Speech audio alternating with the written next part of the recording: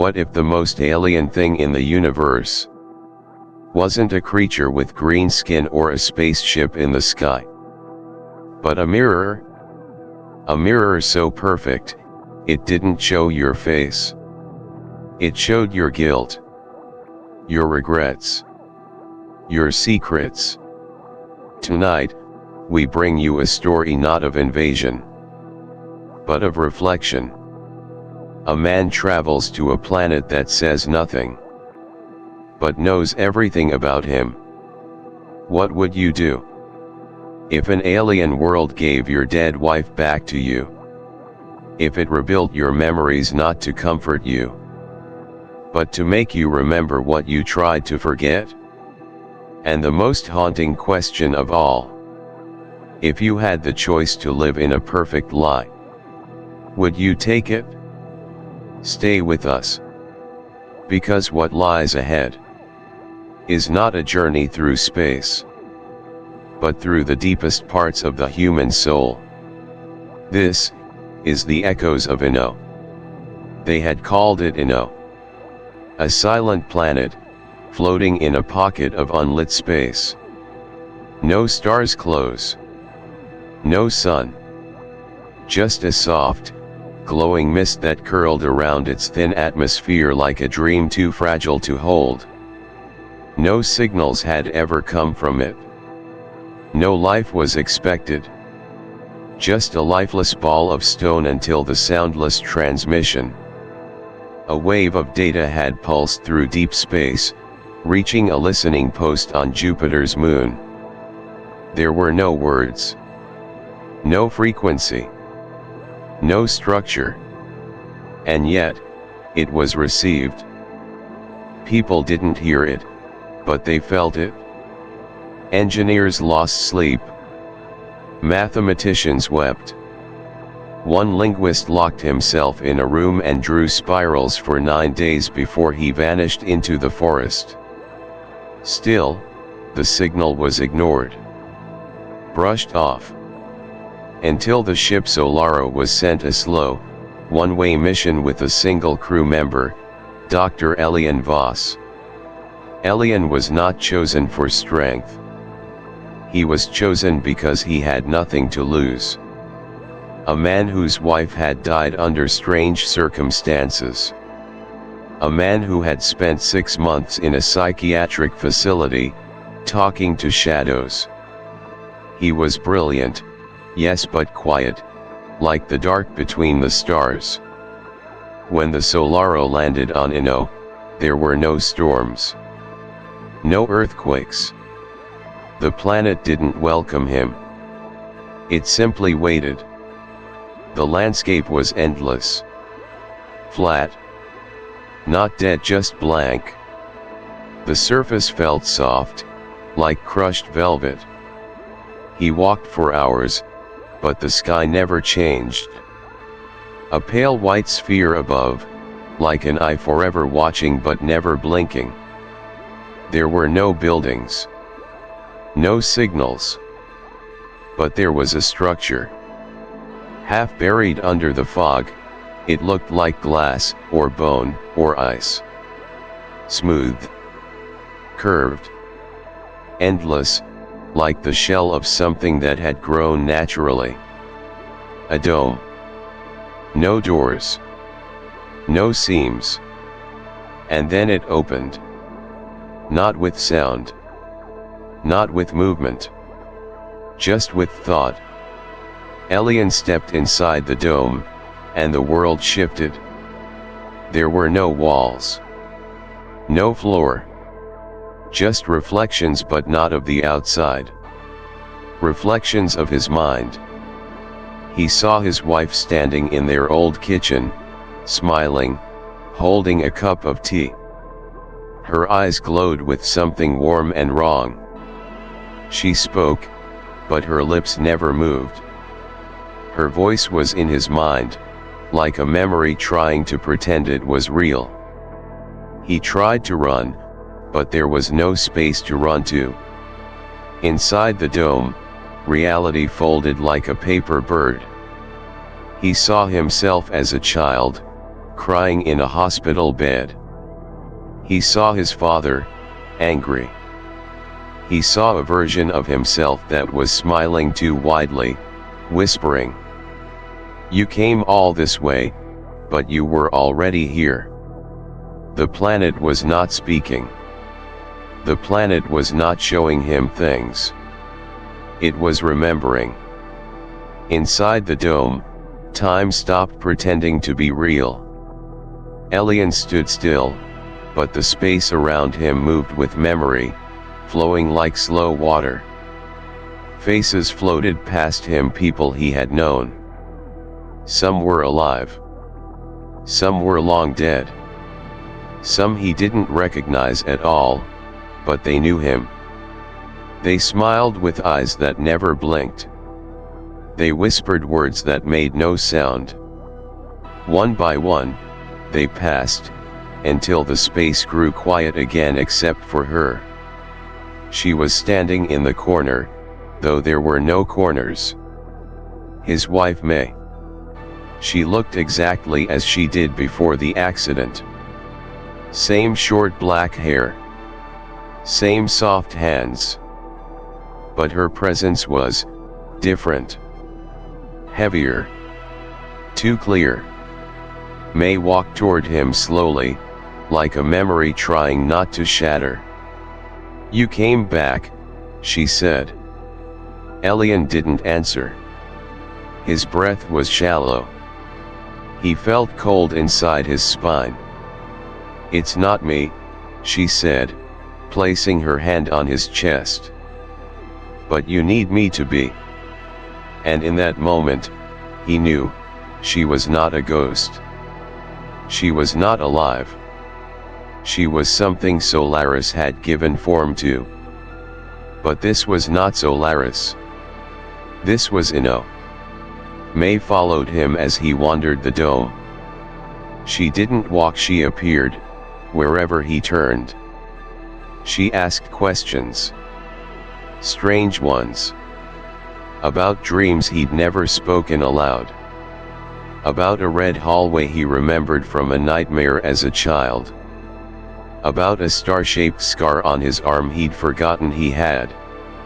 Every answer he gave, she changed. Her voice grew softer. Her smile more familiar. She was becoming more like the May he remembered, or more like the one he wished she had been. That night, or what he thought was night, Elian fell asleep inside the dome. When he woke up, May was gone.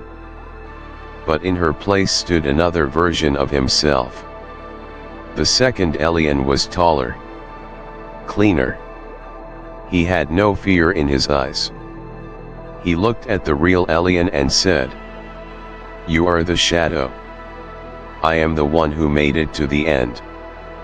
And then, like a mirror cracking, the second Elian split into light and disappeared. For the first time, Elian felt something break inside him. Not fear. Not grief. Something older. He realized the dome was not showing him illusions. It was showing him possibilities, versions of his life that might have happened. Or did. Or still exists somewhere else. Enoa was not watching him. It was processing him. The dome wasn't built. It was grown, from the mind of the planet itself. And it had grown for one reason. To reflect everything you were too afraid to know. Elian was no longer searching for answers. He was searching for silence, the kind that lived beneath thought. The dome had stopped shifting. It had gone still, like a lake waiting for the next drop of rain. But the stillness was not peace. It was anticipation. He sat at the center of the structure, surrounded by light that didn't come from anywhere. The walls, or what he once thought were walls, now pulsed with shapes made of memory not his own. He saw an eye with no body, spinning in slow circles. A burning tree that whispered numbers. A hand, not human, reaching out to touch a sleeping child, only to vanish in smoke. These were not hallucinations. They were communications from Enoa itself. The planet had no voice. It did not speak in language. It spoke in feeling, in symbols, in echoes of thought that brushed against the soul like wind across skin. Elian felt it begin. Not like a message. More like presence. A warmth behind his chest. A pressure in the center of his mind. A gentle pulling, not outward inward. And then he knew. The planet was not trying to talk to him. It was trying to understand him. In that moment, his memories were no longer private. He saw them unfold around him, alive like theater. His wife crying in the rain, the day he chose his research over her. His mother's final breath in a sterile hospital room. A notebook he buried as a child, full of drawings of stars and of things he had never seen but always dreamed about. And through it all, May walked quietly, not speaking. Watching. Becoming more, herself. Because Enoa was building her, piece by piece, not from DNA, not from records but from the emotional residue inside Elian's mind. She was not just a memory. She was his guilt, his longing, his fear of forgetting made flesh. Then came the moment of communion. The walls faded. The dome opened again, but this time, it did not reveal the sky. It revealed a shape floating above the ground, like a jellyfish made of soft light and glass. It had no face. No limbs. But Elian felt it watching, not from above, but from within. He stood, breath trembling. And it entered him not with violence, not with control, but like music entering a room. For one instant, he saw what Enoa saw. Stars being born, and dying. Thoughts that were not human, drifting like smoke through black oceans. Pain that was not his, and love that had no shape. And then nothing. Elian fell to the ground. His heart was racing. His mind emptied. But his soul was changed. Because now he knew the truth. Enoa was not alone. It never had been. It had simply waited for someone willing to be seen. Not studied. Not conquered. Just seen.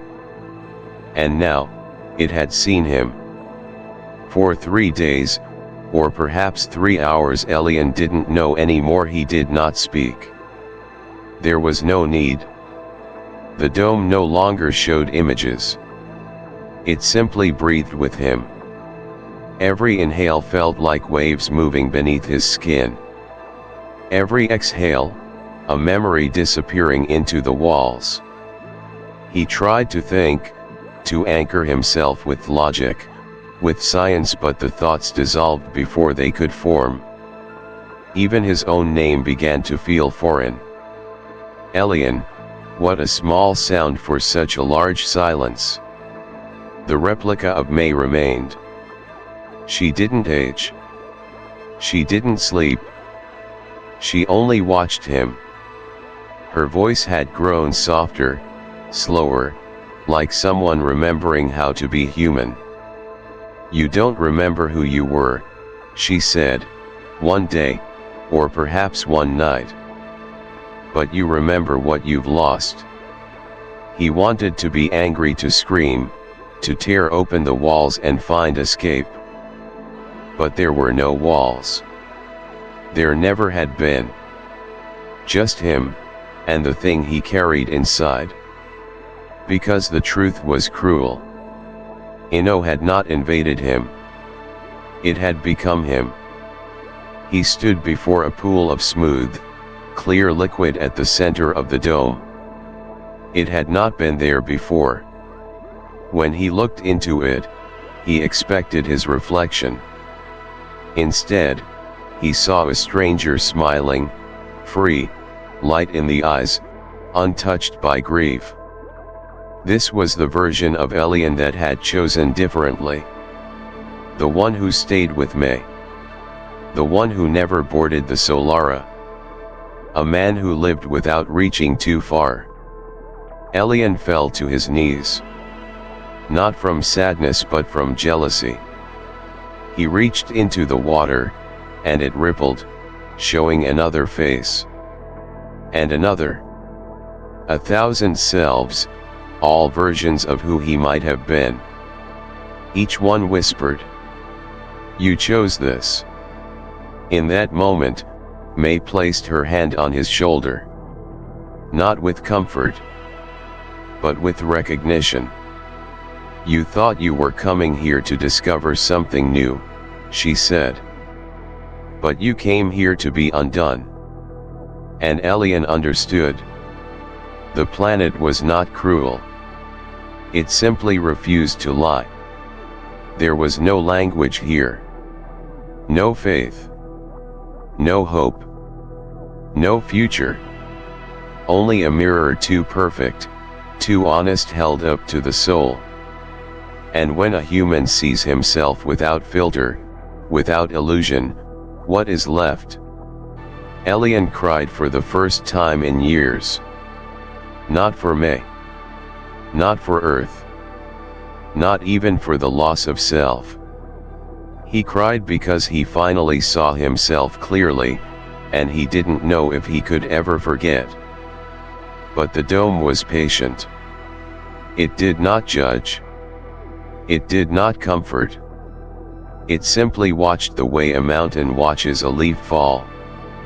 The sky above the dome changed. Not with weather. Enoa had no clouds, no wind, no sun. But with intention.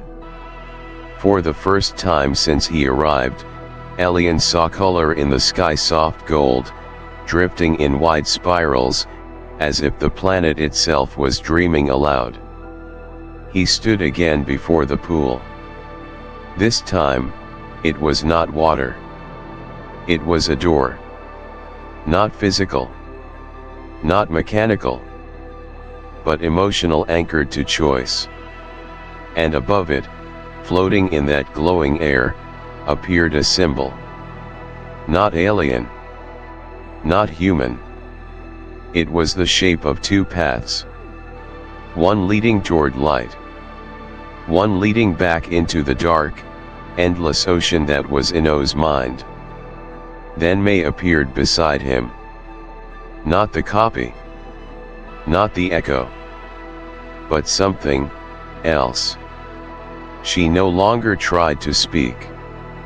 Her presence alone held more meaning than language ever could. "You wanted to forget," she said, not with her mouth, but with his own thoughts. "But now you remember." And Elian understood. This was the end of the journey, not a destination, but a decision. Enoa had offered him something no machine, no planet, no God had ever given. The freedom to remain in a perfect lie, or to return to the broken truth. If he chose the door, he would leave Enoa. Wake up on his ship. Return to Earth. Return to grief, to pain, to the world that had forgotten how to listen. But if he stayed, he could remain in this place between thought and dream, where memory could become matter, where love could be rebuilt, forever, but never truly real. And so, he asked one question. Will I still be myself? May turned to him. Her face was neither kind nor cruel. It simply was. You were never only oneself. And then the choice was his. Elian looked once more at the pool, now glowing with soft blue light. He saw the face of the man he used to be. He saw the empty ship waiting in orbit. He saw Earth, turning slowly in the dark, unaware of this moment. Then he looked at May. She did not ask him to stay. She did not ask him to go. Because the planet had no desire. Only reflection. And in that final silence, Elian stepped forward. There was no sound when he stepped through. No flash of light. No tear in the air. No awakening. Just stillness. Elian opened his eyes. He was no longer inside the dome. He was standing in a field. A wide, golden field, bending gently in the wind, but he could not feel the wind. The sky above was blue, but the clouds didn't move. Far in the distance stood a small house. Wooden. Old. Familiar. He walked slowly toward it, every step soft, like walking in memory. When he reached the porch, he saw the door was already open. Inside, May was making tea. She turned and smiled. "You're home. No alarms. No metal walls. No hum of machines. Just silence. And peace." But something was wrong. He placed his hand on the table. It felt too smooth. He looked at the window. The sun outside never shifted. He closed his eyes and saw the dome again. He opened them and he was back in the house. He looked at May. She was perfect. Too perfect. Elian sat in the chair. He touched his face. It felt like his. But he couldn't remember if he had ever grown old. Had he? Was that in one of the other versions? He looked down at his hands. They were steady. Strong. But were they his? The room faded slightly, like a photo exposed to sunlight. And then, from somewhere deep inside him, a voice echoed. "You chose stillness. So we gave you stillness." Outside, the field waved without wind. The trees stood without time. And the world, his world, held its breath. Forever. Or maybe not. Far above, in orbit, the Solaris still drifted, system silent, its pilot seat empty. A faint transmission pulsed from it into space, repeating one message. Subject has ceased external activity. Cognitive presence remains active. Orbit stable. Planet remains silent. Back on Earth, years passed.